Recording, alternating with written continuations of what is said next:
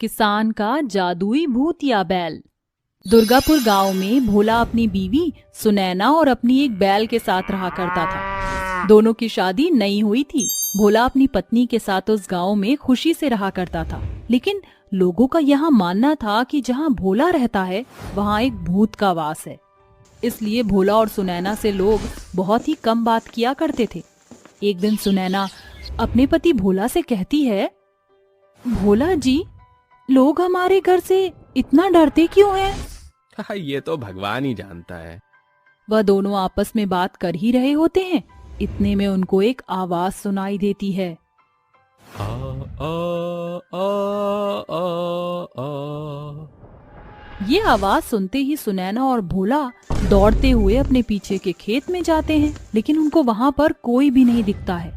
अंधेरे की चांदनी रोशनी में सुनैना फिर एक बार अपने पति भोला से बोलती है, भोला जी, ये अक्सर आवाज आती है, यहाँ पर क्या सच में भूत रहते हैं? बस करो सुनैना, तुम भी ना अजीबोगरीब बातें करने लग गई हो। मानता हूँ कि सभी गांव वाले बोलते हैं कि यहाँ पर भूतों का वास है, लेकिन हमने अपनी नजरों से ऐसा कुछ भी कभी नहीं देखा। तो हम नहीं बोल सकते हैं कुछ। सुनैना कुछ नहीं बोलती और अपने पति भोला के साथ घर की ओर वापस जाने लगती है कि तभी सुनैना को फिर एक बार आवाज आती है, लेकिन इस बार वह आवाज सिर्फ चिल्लाने की नहीं बल्कि धमकी भरी आवाज थी। सुनैना, तू और तेरा पति मेरे घर में रहने आए हो। जितने दिन तुम्हें रहना है सुकून से रहो, लेकिन मैं सबको मारकर यहाँ पर राज करूँगा। ये आवाज सुनते ही सुनैना अपने पति से बोलती है, भोला जी, आपने वो आवाज सुनी? कौन सी आवाज? अरे यही आवाज, देखो ना, इस बार ये सिर्फ चिल्ला नहीं रहा बल्कि मुझे धमकी दे रहा है कि मैं आपके साथ इसके घर में रह रही हूँ, लेकिन ज्यादा दिन सुकून से नहीं रह पाऊंगी, ये सबको मार देगा। बस करो सुनैना, कैसी बेहूदी बातें कर रही हो तुम। भोला उसकी बात नहीं मानता और उसको जबरदस्ती अपने घर की ओर ले जाता है, लेकिन सुनैना का मन ये मानने को नहीं था कि वह सिर्फ उसका वहम है। वहीं दूसरी ओर आधी रात 3 बजे सुनैना को रोने की आवाज आती है और उस रोते हुए आवाज का पीछा करते हुए सुनैना जाती है और उस खेत में जाकर पहुंच जाती है जहां पर भोला और सुनैना दोनों खेती कर अपना गुजारा किया करते थे। वहीं दूसरी तरफ भोला की आंख खुलती है और वो देखता है कि उसकी बीवी सुनैना उसके पास नहीं है और वह अपनी बीवी को ढूंढता हुआ घर से बाहर निकल जाता है, लेकिन सुनैना उसको कहीं भी नहीं दिखती है और ढूंढते ढूंढते भोला उस खेत में पहुंच जाता है, जहां वह देखता है उसकी बीवी बेहोशी की हालत में धरती पर पड़ी हुई है। भोला तुरंत उसको उठाता है और अपने घर में ले जाता है।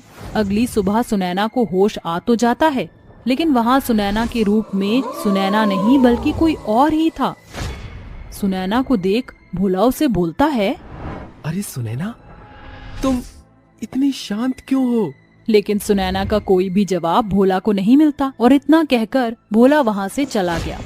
और जब वो खेती कर रहा होता है तब उसको अपने खेत में एक बैल का कटा हुआ सिर दिखाई देता है और वह डर जाता है, लेकिन फिर भी वह खुद को संभालता है और दोबारा खेती करना शुरू कर देता है। थोड़ी देर बाद भोला को फिर एक बार एक आदमी का सर दिखाई पड़ता है।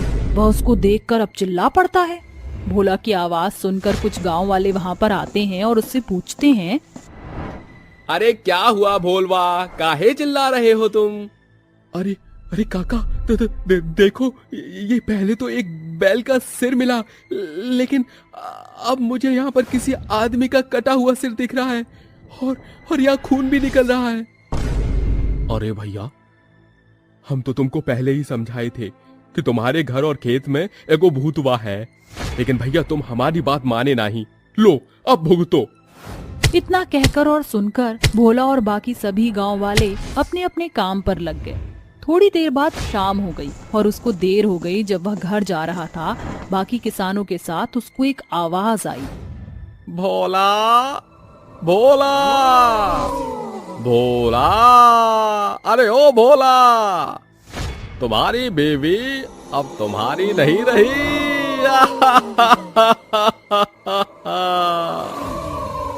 कौन? भोला की ये बात सुनकर वहाँ पर एक बैल पर बैठा हुआ भूत उसके सामने आ गया और उसको देखकर गुर्राते हुए उसकी घर की तरफ चला गया। भोला को अब कुछ समझ नहीं आ रहा था और वह कुछ गांव वालों के पास गया और उनसे सारी बात बताई। तभी एक गांव वाला उसको बोलता है, अरे भोला भैया, हम एक पहाड़ी बाबा को जानते हैं, तुम कहो तो हम उसको लेकर आएं? अरे हाँ भैया, मुझे अपनी पत्नी को बचाना है, इसके लिए मैं कुछ भी कर सकता हूँ। इतना कहकर भोला के साथ कुछ गांव वाले उसके घर पर पहुंचते हैं और पीछे से पंडित आता है। उस पंडित को देख वह भूत सुनैना के शरीर में चला जाता है और तिलमिला उठता, साथ ही हवा में उड़ने लगता है। पहाड़ी बाबा उससे बोलते हैं, तुम कौन हो और इस बच्ची के अंदर क्यों आए हो? मुझे बता दो वरना मैं तुम्हें भस्म कर दूंगा।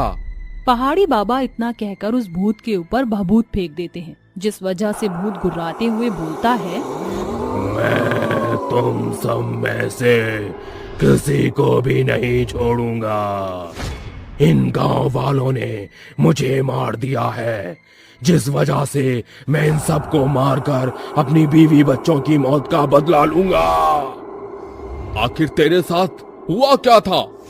मैं अपनी गर्भवती पत्नी के साथ यहाँ पर खुशहाल जीवन व्यतीत कर रहा था, परंतु इन गांव वालों को मेरी सफलता अच्छी नहीं लगी। सोहन अपनी गर्भवती बीवी शारदा और अपने एक बैल के साथ रहता था। वह काफी खुशहाल था और पूरे गांव में सबसे ज्यादा उसी की खेत में फसल उगी थी, और जिस वजह से सोहन खूब तरक्की करता गया और धीरे धीरे करके वह अमीर होता गया। लेकिन उसकी यह सफलता कुछ लोगों को बर्दाश्त न हो सकी और इसलिए कुछ बनिए लोग आपस में चर्चा करते हैं, अरे भैया, देखो तो सोहनवा कितना अमीर होता जा रहा है। अरे हाँ भैया, हमें इसका कौनो इलाज करवाना पड़ेगा। अरे भाई, हमारी मानो, रात में हम इनको भगवान जी के पास पहुंचा देते हैं। वह तीनों आपस में घिनौना प्लान बनाकर आधी रात को सोहन के घर में घुस गए और सोहन की गर्भवती पत्नी शारदा को मार दिया। यह सब सोहन का बैल देख रहा था और अपनी मालकिन को बचाने के लिए वह आया, लेकिन उन बनियों ने उस बैल को चूरा भोंक कर मार दिया। तभी सोहन वहाँ आता है और वह चिल्लाने ही वाला होता है कि एक बनिया ने उसका गला काट दिया और उन तीनों की लाश उसी के खेत में दफना दी और उनका सारा पैसा लेकर वहाँ से चले गए। उन्होंने उन सबको मार तो दिया, लेकिन सोहन की आत्मा उसकी बैल में घुस गई और वह एक जादुई भूतिया बैल बन गया। इन सब ने मिलकर हम सबको कुछ पैसों के लिए मार दिया। उन्हें जरा सा भी तरस नहीं आया मेरी गर्भवती पत्नी को देखकर। मेरे बैल को मार दिया, मुझे मार दिया। क्या मिला इन सबको हमें मारकर? अब मैं किसी को नहीं छोड़ूंगा, सबको मार दूंगा। हम मानते हैं तुम्हारे साथ गलत हुआ है, लेकिन तुम अपने बदले की आग में इतने अंधे हो गए हो कि तुम सिर्फ उन बनियों को नहीं बल्कि सबको मारना चाहते हो। अरे इन बेचारों ने तुम्हारा क्या बिगाड़ा है? छोड़ दो इन्हें।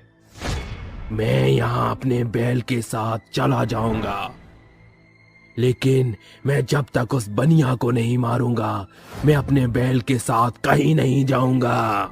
इतना कहकर वह भूत उस गांव की भीड़ में से उन बनिया को निकालकर मार दिया और उसकी पत्नी का शरीर छोड़कर वहां से चला गया। और अब भोला और उसकी पत्नी सुनैना सबकी मदद करने लगे और खुशी से रहने लगे।